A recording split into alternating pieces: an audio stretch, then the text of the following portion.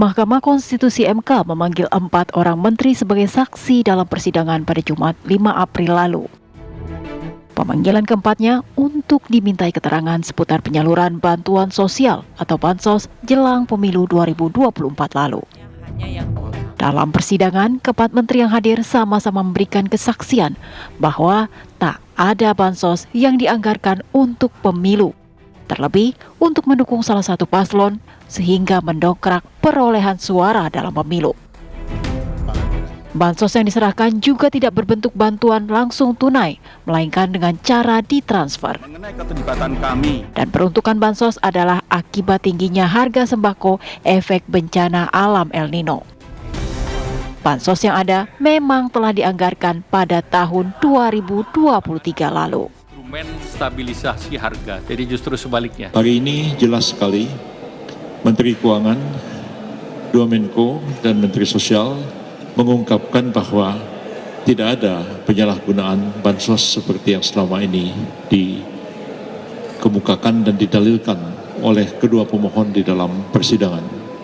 Ibu Risma yang hadir pada hari ini tegas-tegas mengatakan tidak ada bantuan yang bersifat langsung. Semua adalah bantuan dalam bentuk transfer melalui bank, baik disampaikan melalui elektronis melalui bank maupun dikirimkan melalui kantor pos yang ada di daerah-daerah.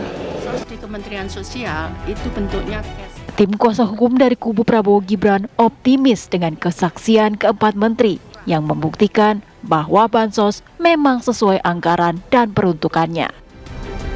Namun, tim kuasa hukum pihak 01 dan 03 merasa ada banyak hal yang tak terjawab seputar bansos ini. Mereka mempertanyakan bansos yang pernah diberikan 2 orang menteri jelang pemilu yang bisa dibuktikan lewat video. Sehingga jelas bansos yang disalurkan mengatasnamakan suatu kelompok untuk mendongkrak perolehan suara. Membagi-bagikan bansos dan mengatribusikan bansos itu pada Jokowi. Dan oleh sebab itu mesti memilih anak Jokowi. Mendak Zulkifli Hasan melakukan hal yang sama, mengatakan bansos itu dari Jokowi, dan karena itu kita mesti berterima kasih kepada Gibran. Nah, itu memori kolektif kita tidak bisa dihilangkan. Itu rekam jejak digital. Sekarang, masing-masing kubu optimis memenangkan putusan Mahkamah Konstitusi. Kubu 01 dan 03 yakin ada pelanggaran sehingga perlu ada pemilu ulang. Sementara kubu 02 juga yakin bahwa kesaksian dari keempat menteri Jumat lalu telah mematahkan isu kecurangan pemilu 2024. Lalu, seperti apakah keputusan MK nantinya? Tanggal 22 April tentunya akan menjadi tanggal penentu apakah pasangan Prabowo Gibran memang menang atas 2 paslon lainnya, ataukah memang Indonesia butuh pemilu ulang. Tim TV One mengabarkan.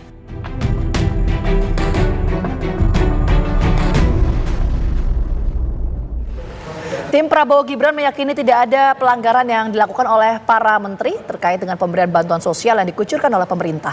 Bansos diberikan oleh pemerintah akibat tingginya harga sembako sebagai efek bencana alam El Nino. Ya, bansos itu juga telah dianggarkan sejak tahun 2023 lalu. Sementara tim Ganjar Mahfud meyakini hakim bisa melihat bahwa bansos yang diberikan oleh 2 menteri jelang pemilu ini ditujukan untuk mendongkrak suara Prabowo Gibran. Lalu seoptimis apa kedua kubu akan memenangkan persidangan ini? Telah bergabung bersama kami anggota tim hukum Ganjar Mahfud, Bapak Magdir Ismail, dan juga ada Komandan tim hukum TKN Prabowo Gibran, Pak Hija Panjaitan. Selamat pagi. Selamat petang semuanya. Selamat petang. Selamat petang, Pak Magdir. Selamat petang. Kita ke Pak Magdir terlebih dahulu. Pak Magdir, kita sudah mendengar bersama kesaksian 4 menteri ini. Nah, ini seperti apa? Apakah sudah cukup atau justru masih ada yang kurang dari pernyataan 4 menteri tersebut? Yang jelas mereka sudah menerangkan bagaimana pemberi bansos itu dibagikan seperti apa gitu ya. Ini ada 2 hal saya kira yang selalu secara keliru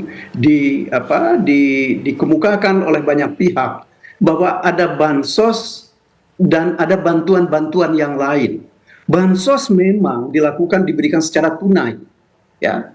Tidak yaitu dengan cara mengirim melalui kantor pos atau bank-bank. Dan ini sudah teratur dan terukur dilakukan. Sudah bertahun-tahun itu dilakukan setiap 3 bulan sekali. Yang kami persoalkan terkait dengan atau berhubungan dengan Pilpres dan pemilu yang lalu itu adalah bantuan-bantuan yang diberikan oleh Presiden secara langsung yang tidak jelas sumber dananya dari mana, ya. Dan itu bukan merupakan tunai, tetapi ini ada beras segala macam, ya, termasuk diantaranya. Bahkan untuk melakukan ini semua, Presiden mengeluarkan satu Perpres tahun 2022.